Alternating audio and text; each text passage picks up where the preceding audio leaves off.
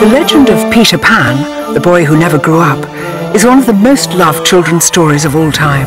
For many, JM Barrie's famous tale is inextricably linked with Kensington Gardens. But what you might not realise is that the story began far away from here, in a Scottish garden. When the shades of night began to fall, certain young mathematicians shed their triangles, crept up walls and down trees, and became pirates in a sort of odyssey that long afterwards was to become the play Peter Pan. For our escapades in a certain Dumfries garden, which is enchanted land to me, was certainly the genesis of that nefarious work. These were Barrie's words when he returned to Dumfries for the last time to be given the freedom of the town in 1924. But for many years, Moat Brae House and Garden, the happy host of these escapades, fell into a state of decay and dereliction. The Peter Pan Moat Brae Trust, of which I'm proud to be patron, was set up in 2009 to save the site from demolition.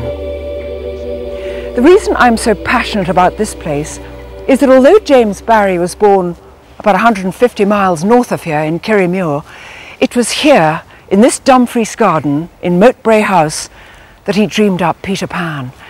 It was here, looking down across this river and these extraordinary blue hills in the distance, that Neverland was born. It was here that Peter Pan really began to fly.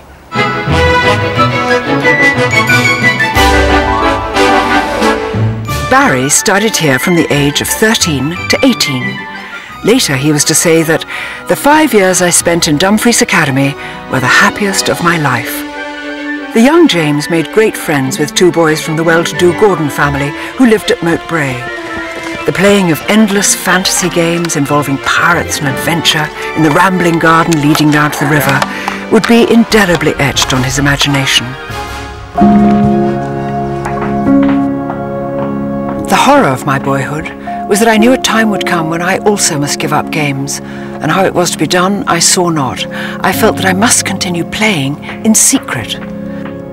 On these magic shores, children at play are forever beaching their coracles. We too have been there. We can still hear the sound of the surf, though we shall land no more. For Barrie, it was a time of great friendship, blood brotherhood and high adventure. For me, there seems little doubt that it was the frolics and antics here that helped James conceive the idea of a boy who never grew up. Now the Trust is restoring the derelict shell and aiming to make it Scotland's first centre for children's literature, open to everyone, with a library, a reading room, and even a place for a writer in residence. Our hope is to recreate a place where today's children can let their imagination run wild, where they can discover their own Neverland. Discover, run wild. So dramatic.